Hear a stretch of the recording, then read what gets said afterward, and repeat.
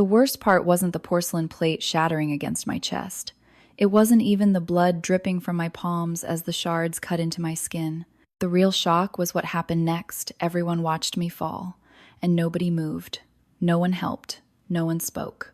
So, how did the girl they called trash become the only person who actually owned the house? My name is Alana.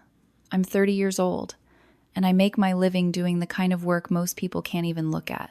I'm a biohazard and crime scene cleaner in Nevada. When a tragedy happens in a stranger's home, when the police leave, when the news vans pack up, when the neighbors stop whispering, my team and I are the ones who step in with protective suits, sealed containers, and industrial chemicals strong enough to erase what grief leaves behind. It's not glamorous. It's not the kind of job you tell people at a party unless you want them to suddenly remember they need to check on something. But it pays well, and I needed that money because 3 years ago, my family's life was about to collapse in silence. From the outside, my parents' sandstone villa looked like a dream: high ceilings, marble floors, iron gates, warm lights glowing behind tall windows. The kind of place where people assume money is endless and problems are imaginary. In our neighborhood, everyone believed my older sister Marion and her husband Everett were the reason the house stayed perfect. They weren't. The truth was uglier than any scene I've cleaned. 3 years ago, the house was weeks away from foreclosure. Past due property taxes, insurance warnings, final notices stacked like accusations. My parents were gone, and the moment the responsibility landed on Marion's shoulders, she treated it like an inconvenience she could ignore until it disappeared. But bills don't disappear. They multiply. So I stepped in, quietly, without speeches. I paid the delinquent taxes, kept the insurance active, covered utilities, repairs, everything, because I couldn't stand the idea of strangers walking through the last place my parents had loved, like it meant nothing. I told myself it was temporary. I told myself Marion would eventually grow up, contribute, understand. Instead, she grew comfortable. That year-end night started. Like any other day in my life, exhaustion first, emotions later. I had just finished a 12-hour shift in North Las Vegas, scrubbing a living room floor until the stains were gone and the air smelled like chemicals instead of tragedy. My protective suit had trapped heat against my body for hours, and when I finally peeled it off, I felt like I was shedding someone else's nightmare. I drove home in my work truck, with my hands still faintly smelling of industrial bleach. The winter air was sharp when I stepped out, and for a moment, I stood at the edge of the driveway, staring up at the villa. Warm lights, music already starting, cars lined neatly outside, laughter leaking from inside like the house itself was celebrating. I took a breath and reminded myself, just get through the night. Shower. Stay out of the way. Don't make Marion angry. I walked in through the front door and felt the familiar shift, the way a room can turn cold without changing temperature. Marion was stretched across the vintage velvet sofa like she belonged in a magazine, holding a glass of imported red wine.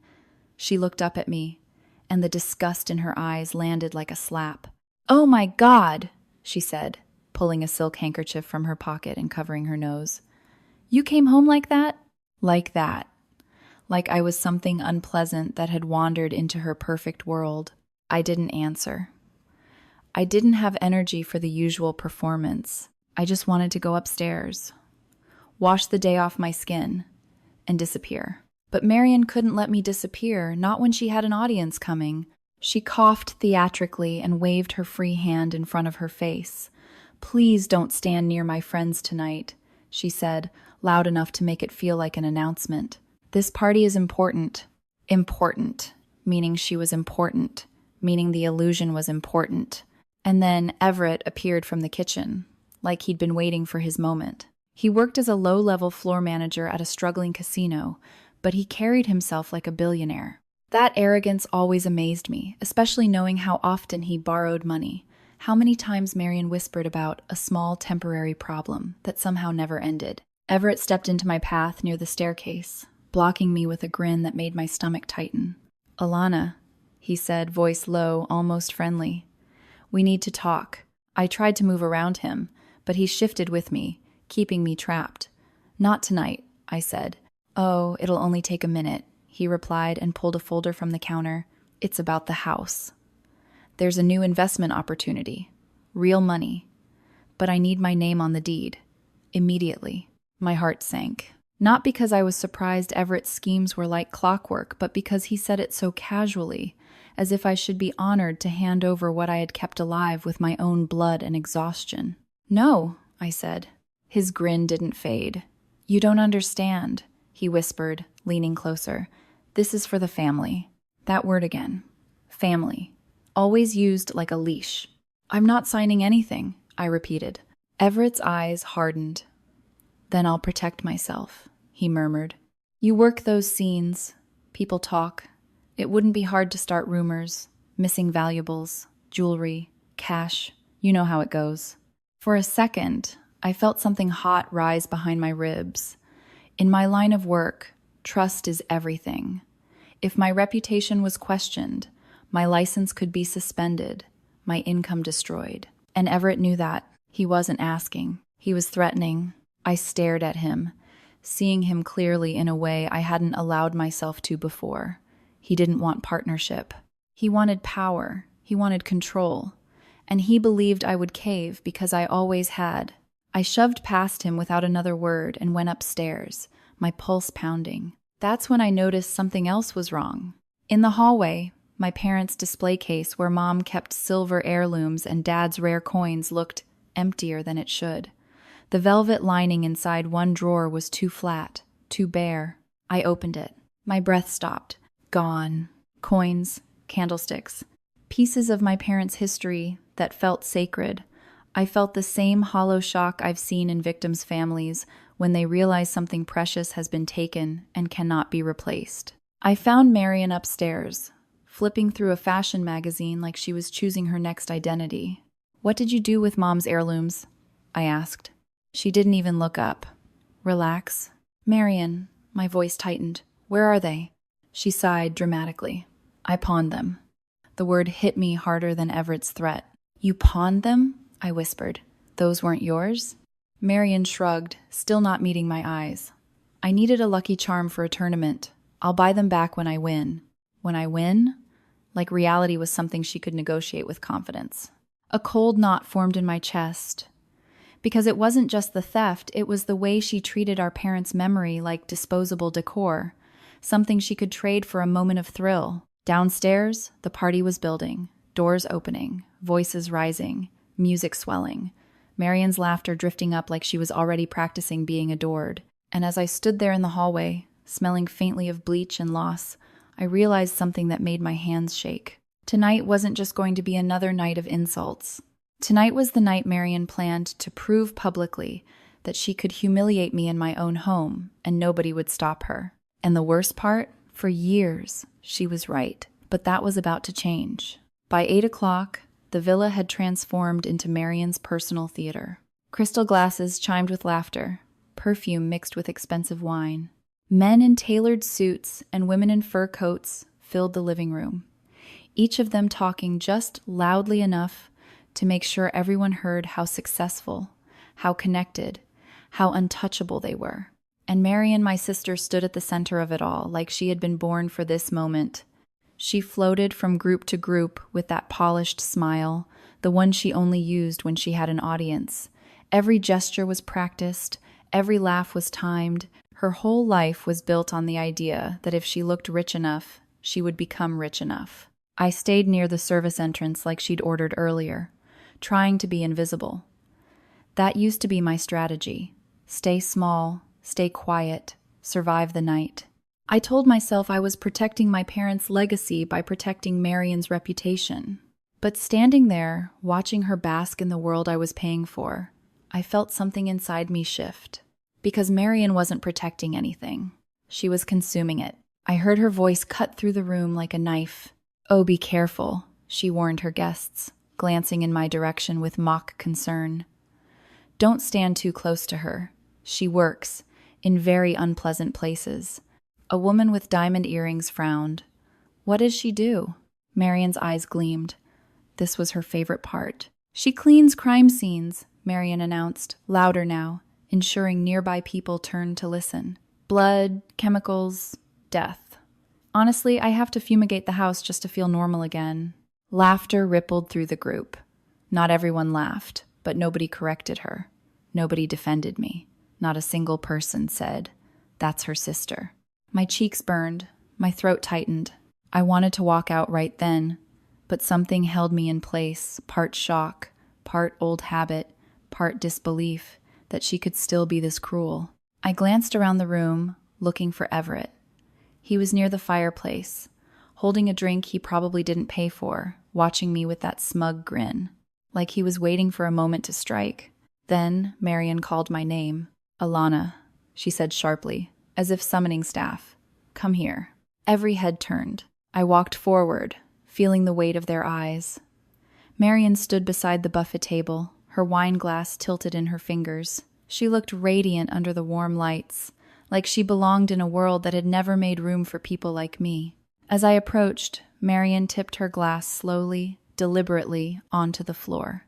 The dark Cabernet spilled across the pristine white marble I had polished earlier, spreading like a bruise. "Oh no," Marion said, putting on an innocent voice. "Alana, could you clean that up? It's disgusting." A few guests chuckled. Someone sucked in a breath. I could feel the room waiting to see what I would do, waiting to see if I would kneel. Marion's eyes locked onto mine. "Get on your knees," she whispered, just soft enough to keep it private. "Scrub it, now." For a heartbeat, I stood frozen. Not because I was afraid, but because I could almost see my last 3 years in that single image, me on my knees, cleaning up messes I didn't make, while Marion stood above me and called it normal. Then Everett stepped in beside me, close enough that his cologne mixed with the chemical scent still trapped in my hair. He leaned toward my ear. "Sign the papers," he murmured. I turned slightly, and he shoved a folder into my hands, thick, official-looking, the kind of paperwork designed to intimidate someone who didn't know better. But I knew better. I flipped the top page and felt my blood run colder than the Nevada winter outside.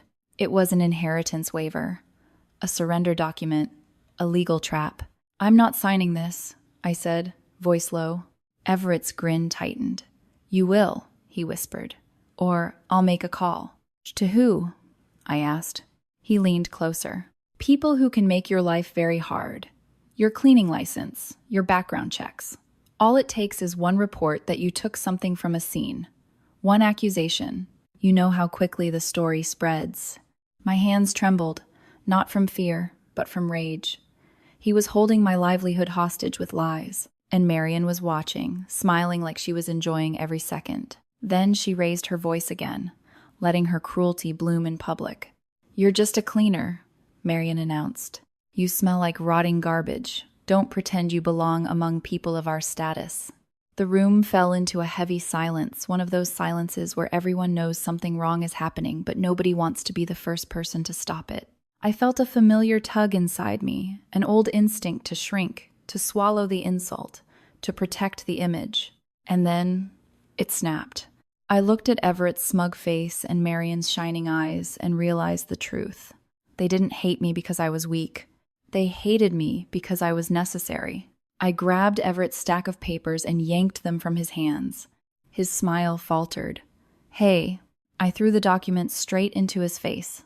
Pages scattered across the room like confetti, landing at guests' feet, sliding under chairs. A woman gasped as she bent to pick one up, her eyes scanning lines she clearly wasn't supposed to see. Forged signatures, desperate financial clauses, Everett's careful lies exposed in plain sight. I lifted my voice so the entire room could hear. "You're a fraud, Everett," I said. "You don't want an investment. You want control because you're drowning in debt, and you think bullying me will save you." Everett stumbled backward, face turning purple. "Shut up," he hissed. But people were already looking, whispering, reading. The facade cracked. Marion's expression twisted. "How dare you?" she screamed, as if my truth was the crime. She grabbed a heavy porcelain plate from the buffet table, her hand shaking with rage, and hurled it at me. The plate struck my chest with a brutal impact before exploding on the floor. Porcelain shattered into sharp, white shards. I lost my footing and fell hard. My palms landed directly on the broken pieces. Pain shot through me like fire. Blood blossomed across my skin. And the room, The room stayed still. No one moved to help. No one reached out a hand. Marion stood above me, pointing at the door, voice shaking as she screamed the sentence she had been dying to say in front of witnesses. "Get out of my house! Never come back! You are not my sister anymore." I pushed myself up slowly, ignoring the sting in my hands, ignoring the bruise forming under my collarbone. I looked at the guests, at the people who had watched my humiliation like entertainment, and felt something settle inside me. Not sadness, not even anger. A cold, steady resolve.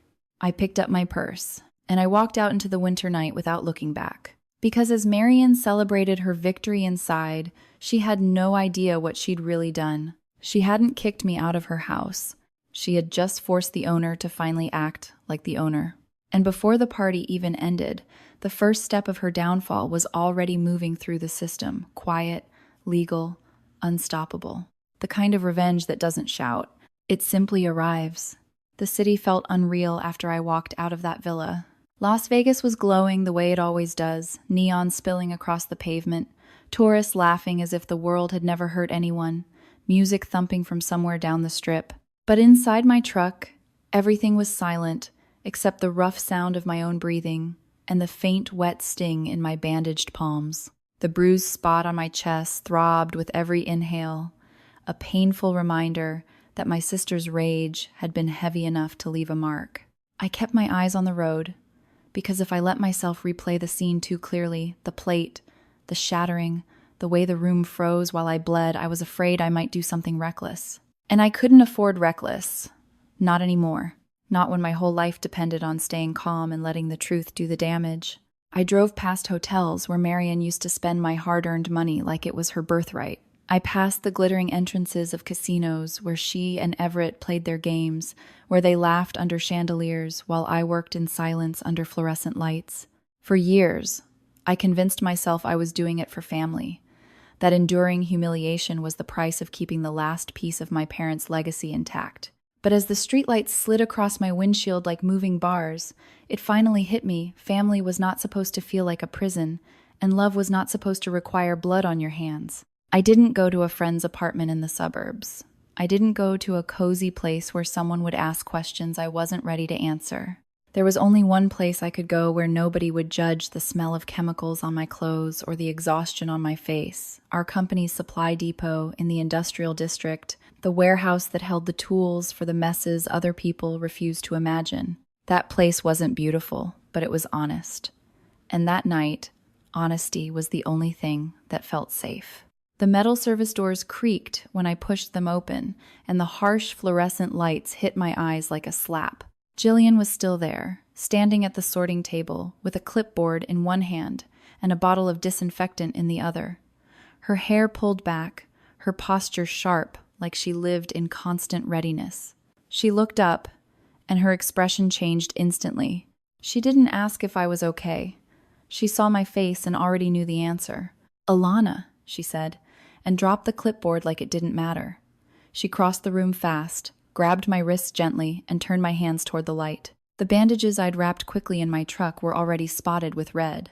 "Sit," she ordered, not unkindly, just firmly, the way you speak to someone who's about to collapse and doesn't realize it yet. I sat in the break room chair while Jillian opened a first aid kit like she'd done it 1,000 times. She didn't talk much at first. She cleaned my palms carefully, her movements professional and practiced, her face tight with controlled anger. The silence between us wasn't awkward. It was protective, like she was giving me space to exist without having to explain myself right away. When she finished wrapping my hands properly, she finally looked into my eyes. "What happened?" she asked softly. The question cracked something open inside me. I wasn't crying. Not yet, but my throat burned. I told her everything in a low voice, the words coming out steadier than I expected. I described Marion tipping wine onto the floor like it was nothing, ordering me to kneel, Everett shoving papers at me and threatening my career, the guests watching like I was entertainment. And then I told her about the plate, about the impact, about the porcelain exploding, about the sharp pain when I fell, about the silence. Jillian's jaw clenched so hard I thought she might break a tooth. "They threw a plate at you?" she said, like she needed to hear it again to believe it. I nodded. In front of everyone, I said. And nobody helped. No, I whispered. Nobody. Jillian stared at me for a long moment. And then she reached across the table and squeezed my shoulder. Her voice dropped into something fierce and steady. You're done, she said. You're done letting them treat you like a disposable tool. I swallowed. They're my family, I said automatically, the old phrase slipping out like a reflex. Jillian didn't let it stand. Family doesn't make you bleed and call it discipline, she said. Family doesn't blackmail you. Family doesn't pawn memories and laugh when you hurt. Her words landed like a truth I had been avoiding for years, and I felt something shift inside my chest, something heavy lifting, something loosening. I took out my phone and stared at Arthur's private number again. I'd already called him from my truck, and he'd answered with a calm that felt like a lifeline. He didn't ask for drama. He didn't ask how I felt. He asked what mattered. Documentation, ownership, evidence, next steps. Now, with Jillian beside me and the fluorescent lights humming overhead, I finally had the courage to do what I should have done a long time ago. I stopped thinking like a trapped sister and started thinking like a person with rights. Jillian pulled her chair closer. Show me your security app, she said. I opened it. The villa's smart home system was linked to my phone because I was the one paying for it, the one who'd insisted on it after a break-in scare in the neighborhood years ago.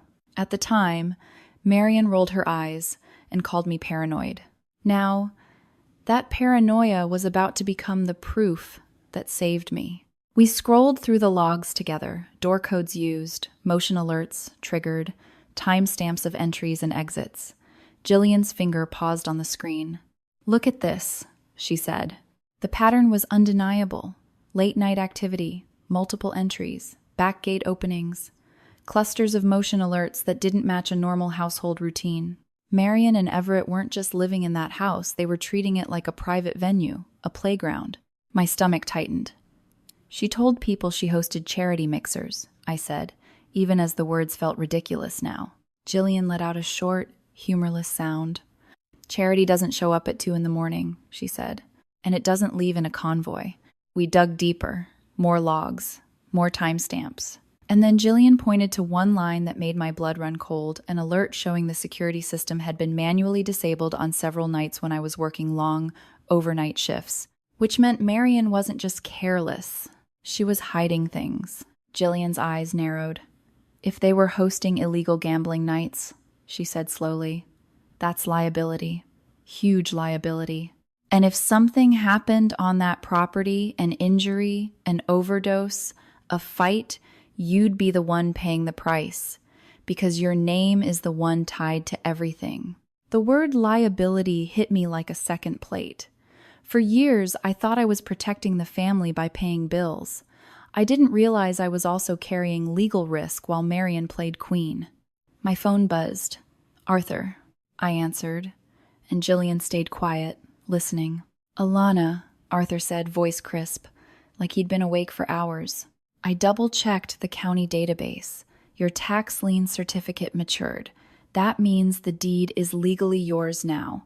Your payments over the required statutory period give you recognized ownership. Marion can't claim inheritance over that. For a moment, the warehouse around me blurred. The hum of fluorescent lights, the distant clatter of supplies, everything faded behind one sentence. The house was mine, not in the emotional way Marion pretended it was hers. Not in the fantasy way her friends believed, in the only way that matters when the world turns cruel, on paper, in records, in law. My voice came out quieter than I expected. Are you sure? I asked. Absolutely, Arthur replied. And given what you've described, violence, threats, coercion, we can move forward quickly, but I need every record you have. Security logs, payment histories, anything that shows their unauthorized occupants and engaging in risky behavior. I looked at Jillian. She nodded once, hard. I'll send it, I told Arthur. When I hung up, Jillian leaned in closer, her voice low and intense. You hear that? She said. The law is on your side. Not their excuses, not their tears, not their fake status.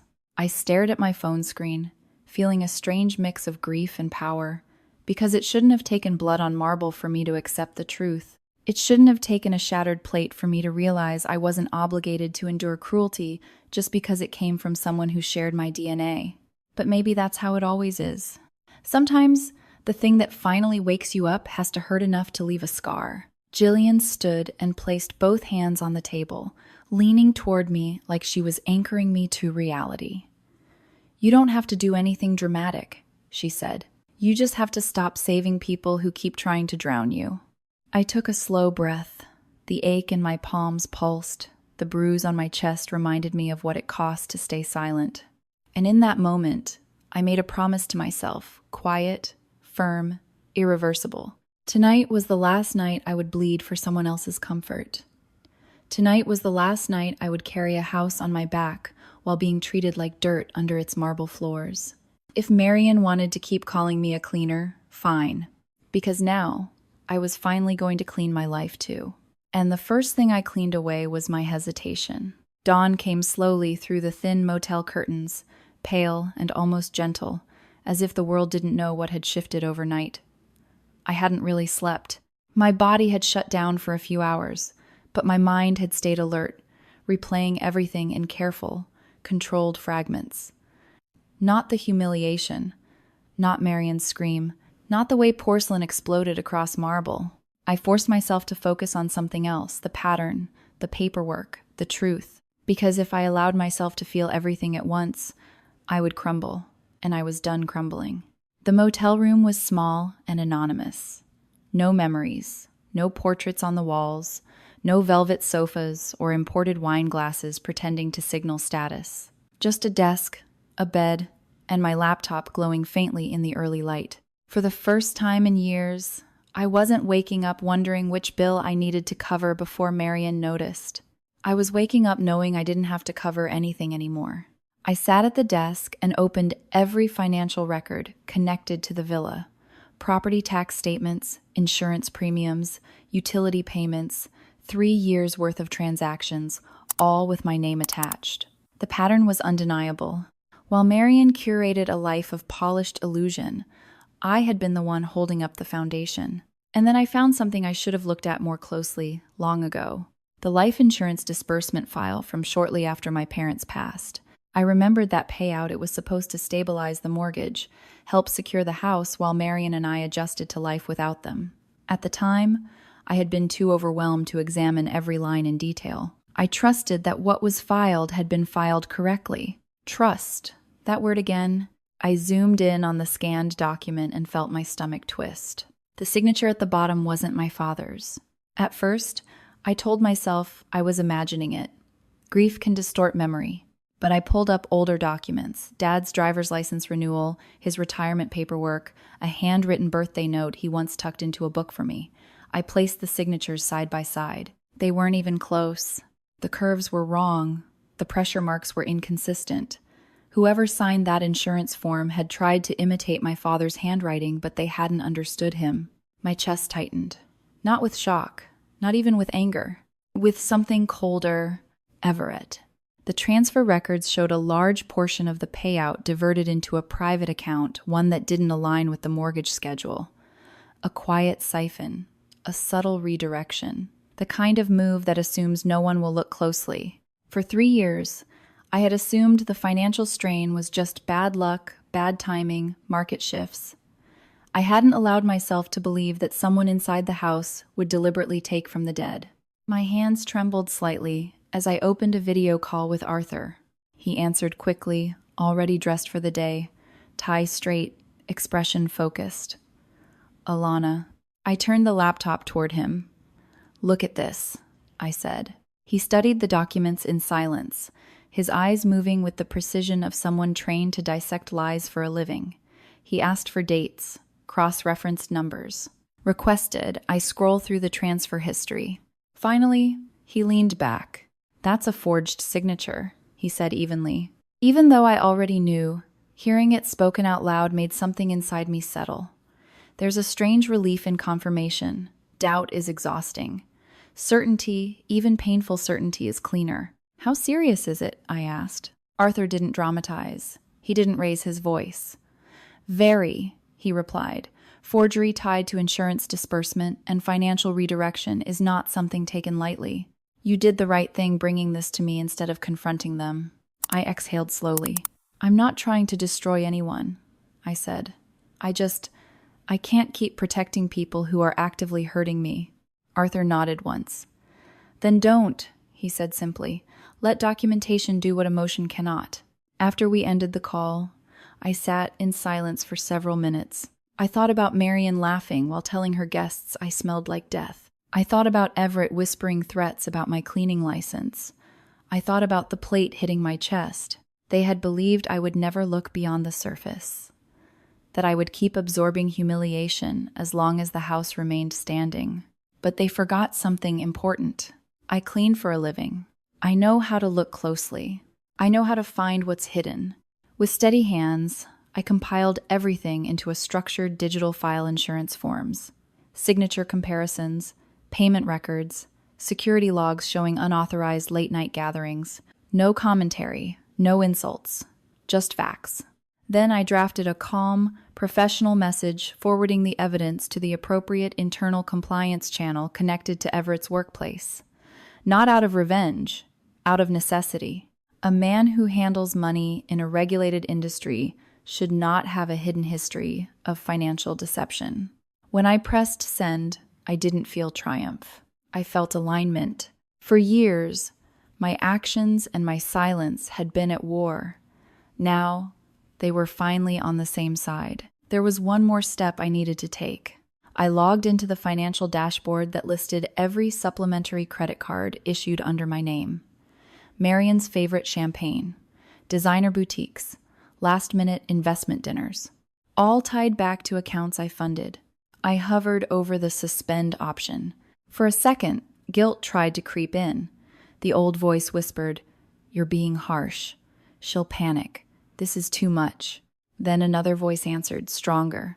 "She threw a plate at your chest." I clicked. One by one, the status indicators shifted from active to suspended. No drama, no announcement, just quiet consequence. I didn't cut anything recklessly. I followed Arthur's guidance exactly, making sure every change aligned with my legal standing as the documented account holder. There was a difference between retaliation and boundary setting. I was careful not to blur it. As confirmations came in, I imagined Marian waking up in silk sheets, stretching lazily, reaching for her phone. I imagined her attempting to order breakfast. I imagined the first declined notification flashing across her screen. That moment wasn't about punishment. It was about awareness. For 3 years, Marian believed money simply existed because she deserved it. She never once asked where it came from. Now she would know. My phone buzzed mid-morning. Marian. I stared at the screen and let it ring. Then another call. And another. Then messages began arriving in clusters. "What did you do?" "The cards aren't working." "The power company says there's a hold." "Alana, answer me." I didn't respond. Not because I was cruel, because I was finished explaining basic reality to someone who refused to see it. A voicemail transcript popped up. Her voice was high, strained. "Alana, this isn't funny. Everett is freaking out. Something's wrong with the accounts. Just fix it. Just fix it." For years, that had been my role. Marian made a mess. I fixed it. Marian overspent. I covered it. Marian ignored risk. I absorbed it. Not anymore. I muted my phone and stepped outside the motel room. The desert air was cool, carrying that dry Nevada stillness that feels almost sacred in the early hours. I stood there for a long moment, letting the quiet sink into my bones. This wasn't vengeance. This was detachment. Back inside, another notification arrived, this time from Arthur. "Initial filings are moving," the message read. "Stay calm. Do not engage emotionally." I smiled faintly. Emotional engagement had been Marian's strategy for years.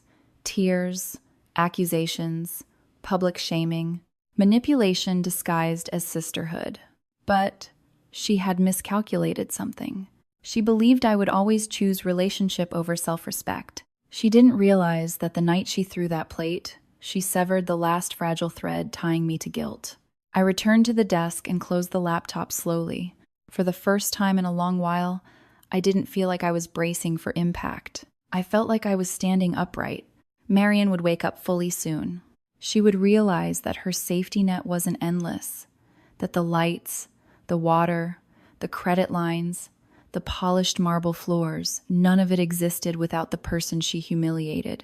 And when that realization settled in, she would call again. Not as a queen, not as a victim, but as someone finally forced to confront the truth. And this time, I would not kneel. I didn't wake up to sunlight. I woke up to vibration. My phone was trembling violently against the motel nightstand, skidding in small, frantic circles, as if it were trying to escape the weight of what it carried. For a second, I just stared at it, my mind still hovering somewhere between sleep and memory. Then I picked it up. 63 missed calls, all from Marion. The number didn't even look real at first. I blinked and counted again. 63. Beneath that, a flood of messages stacked one after another, some so long they cut off mid-sentence. Alana, answer me. What did you do? The cards aren't working. The house system is down. Everett is losing his mind. You need to fix this right now. Please call me. I swear. I'll tell everyone what you did. The shift from panic to threat happened within the span of 5 texts.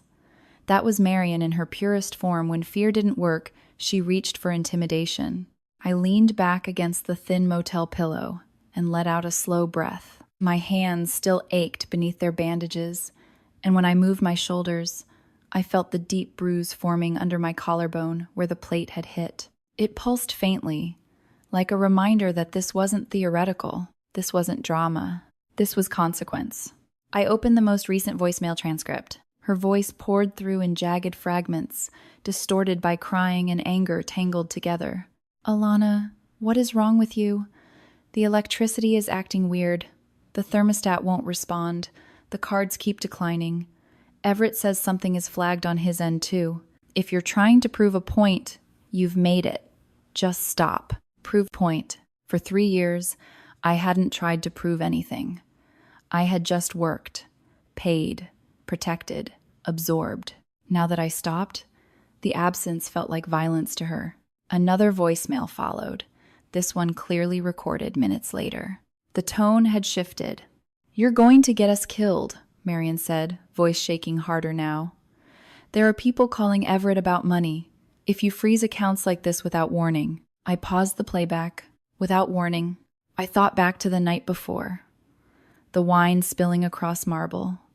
The whispered threat about my cleaning license. The porcelain plate shattering against my chest. The way Marion pointed at the door and told me I wasn't her sister anymore. That was her warning. I swung my legs off the bed and stood slowly, walking toward the small desk by the window. Outside, the Nevada morning looked deceptively calm.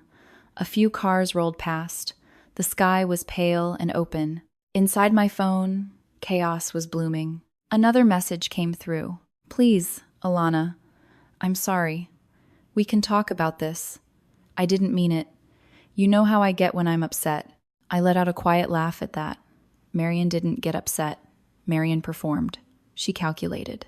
She escalated until the other person folded. But this time, there was nothing left to fold. I showered slowly, letting warm water run over bruised skin. I watched diluted pink swirl briefly around the drain from the cuts on my hands. There was something symbolic about that blood washing away without ceremony. When I came back into the room, my phone was still lighting up. I scrolled further down the call log. Everett had tried twice. That surprised me. I opened his voicemail transcript. You think you're smart? His voice snapped, the arrogance cracked but still clinging. You think you can just mess with accounts and hide? This isn't over. You don't understand who you're dealing with. I stared at the screen. For years, I had understood exactly who I was dealing with. A man who inflated his influence. A man who thrived on intimidation. A man who believed loudness equaled authority. What he didn't understand was that threats only work when the other person is afraid of losing something. I was no longer afraid of losing them. My phone buzzed again, this time from Arthur. Compliance Department acknowledged receipt. Internal review initiated. I read the message twice. No fireworks, no drama, just process beginning its quiet march forward. That's what Marion and Everett had underestimated. I didn't fight loudly. I fought cleanly. I dressed and left the motel, driving toward Arthur's office. As I merged onto the highway, I passed the familiar skyline where Marion once posed for photos, pretending every luxury around her was proof of personal superiority. Now, somewhere behind those gated walls, she was probably pacing in a silk robe, staring at screens that no longer obeyed her. The villa had always been warm in the mornings, automated lights adjusting, music systems humming softly, climate control perfectly calibrated. Marion loved that seamless comfort. It made her feel powerful. I imagined her walking into the kitchen and tapping her phone, expecting coffee to brew automatically, only to see a connection error. I imagined her trying her card at the bakery down the street and watching the cashier's polite smile stiffen at a decline notification. For someone like Marion, inconvenience wasn't the worst thing. Exposure was. When I arrived at Arthur's office, he was already reviewing documents. He looked up briefly as I stepped inside. "You've had a busy morning," he said calmly. 63 missed calls, I replied. He didn't smile, but his eyes sharpened slightly. That means the shift has been felt. I sat across from him, placing my phone on the desk. It vibrated again. Another incoming call from Marion. I flipped it face down. "I don't want to hurt her," I said quietly. "I just don't want to keep hurting myself." Arthur nodded. "That's the difference between revenge and enforcement," he said. "One is emotional, the other is structural." Structural. That word fit. This wasn't about punishing Marion for humiliating me. It was about removing myself from a system where I was the invisible engine powering her illusion. Another voicemail came through while we sat there. I opened the transcript. This one was different. Her voice had dropped lower, stripped of arrogance. "Alana, please. We can fix this. We can tell people it was a misunderstanding. Just don't let this go public." There it was. Not fear of losing me. Fear of losing status. Arthur organized papers methodically.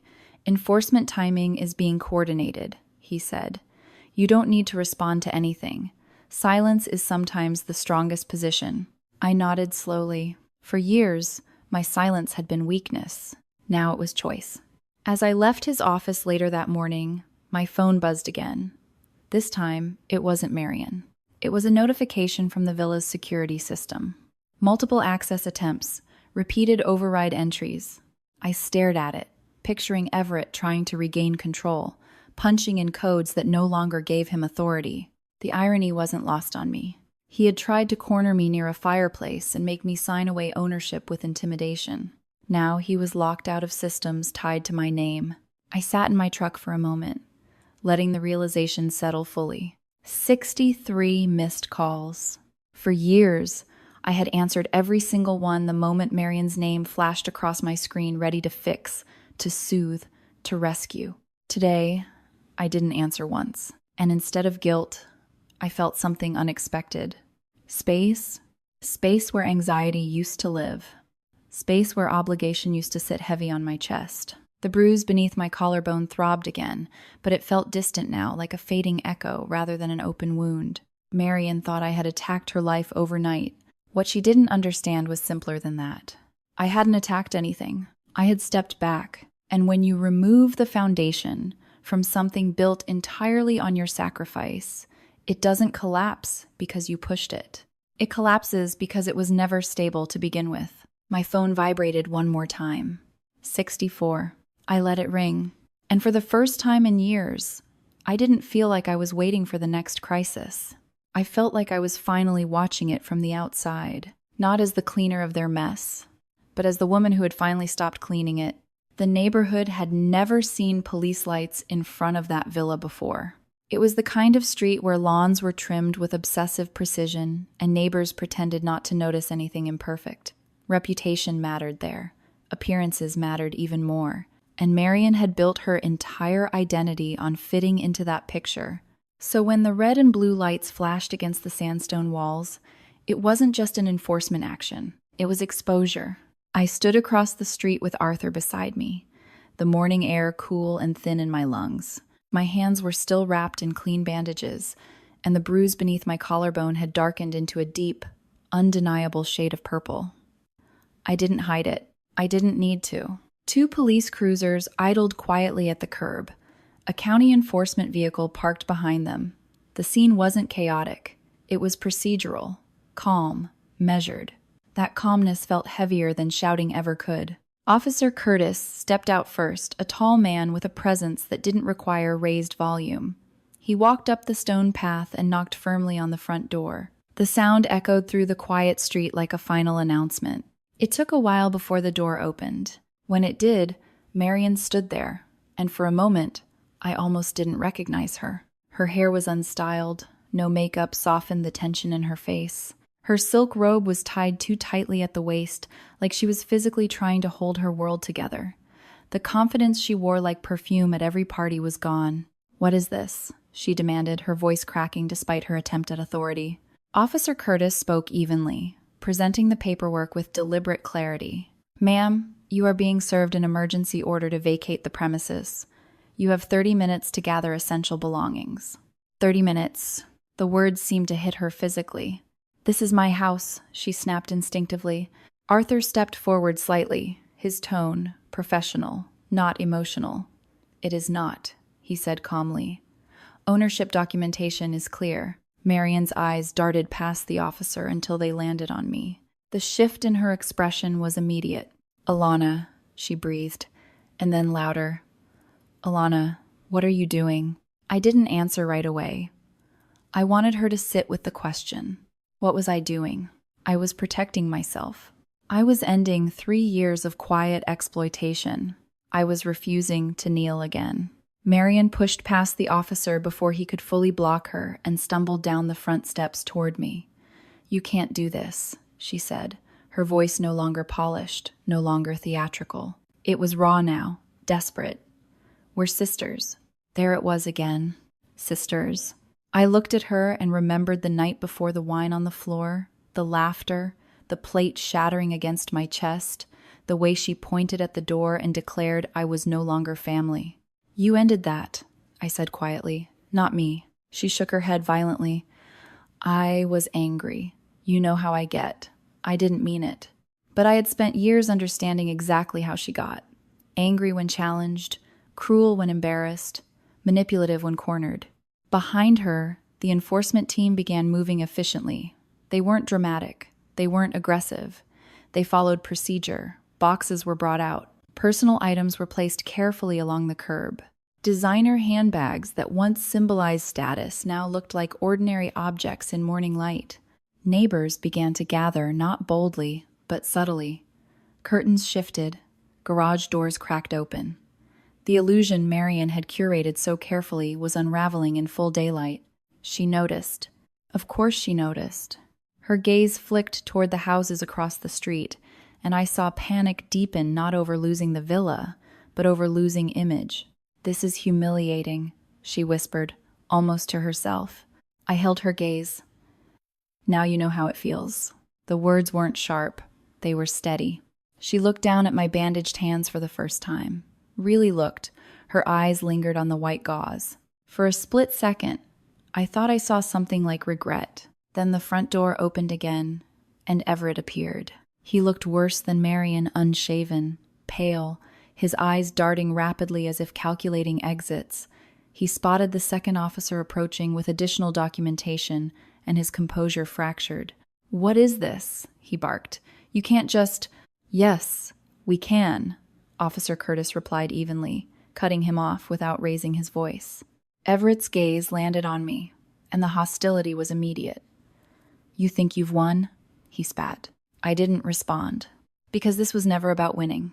It was about ending. He stepped backward, scanning the street like a cornered animal. When he realized the enforcement process wasn't stopping, when he saw neighbors watching, when he understood that intimidation had no leverage here, he chose the only move he knew. He ran, not dramatically, not heroically. He slipped through the side gate and disappeared down the alley behind the property, leaving Marion standing barefoot on the driveway. She stared after him in disbelief. For years, She had defended him, chosen him, believed in him, and in the first moment of real consequence, he abandoned her without hesitation.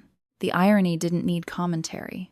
Marian's shoulders sagged, and she sank slowly onto the edge of the curb, silk robe pooling around her like a collapsed costume. "Please," she said again, but this time her voice was smaller. "Don't do this." I stepped closer not to comfort her, but to make sure she heard me clearly. "You called me a garbage collector," I said softly. "You were right. I am a cleaner, and I'm done living in a house full of toxic waste." She flinched at the word toxic, but that was the truth. Toxic isn't always loud. Sometimes it's subtle. Sometimes it wears designer heels and smiles for photos. Sometimes it shares your last name. The officers continued their work. Marian was given time to gather essentials. The rest would be handled according to process. Nothing was destroyed, nothing was vandalized. Everything was done legally, cleanly. The difference between rage and justice is restraint. When the house was officially cleared, I walked up the stone steps and stepped through the front door. It felt different immediately, quieter. Not silent in an eerie way, but in a relieved way, like a space exhaling after holding tension too long. I walked to the main security panel and entered a new administrative code. The system chimed softly, accepting the change. Every previous access credential was erased. I moved through the foyer slowly. The marble floor reflected morning light instead of party chandeliers. No music, no forced laughter. I climbed the stairs to my parents' bedroom, the one Marian had barely touched. Dust floated in thin beams of sunlight. I stood in the center of the room and closed my eyes for a moment. I didn't feel triumph. I felt grief. Grief for the sister I wanted but never had. Grief for the years I thought endurance equaled love. Grief for the way blood ties had been used as leverage instead of loyalty. But beneath that grief, there was something stronger: peace. In the weeks that followed, I made another decision that surprised even me. I sold the villa. Not because I couldn't keep it. Not because I didn't deserve it. But because I didn't want walls that echoed with humiliation. I didn't want marble that reminded me of blood. The sale gave me enough capital to expand my biohazard cleaning business statewide. I hired more employees. I invested in better equipment. I built something stable, something honest, something that didn't rely on pretending. Marian eventually found work. Not glamorous, not photographed, just real. I heard she moved into a small rental across town. Everett, I later learned, was facing serious legal scrutiny tied to the documents I uncovered. Actions have consequences, even when delayed. As for me, I now sit on the balcony of my new apartment some evenings, watching the desert horizon turn gold at sunset. There's no velvet sofa, no imported wine, no curated image, just quiet. And for the first time in years, quiet feels like home. Because the real revenge wasn't watching my sister fall. It was finally standing up and realizing I never needed her approval to rise. This story was never just about a party, a shattered plate, or even 63 missed calls.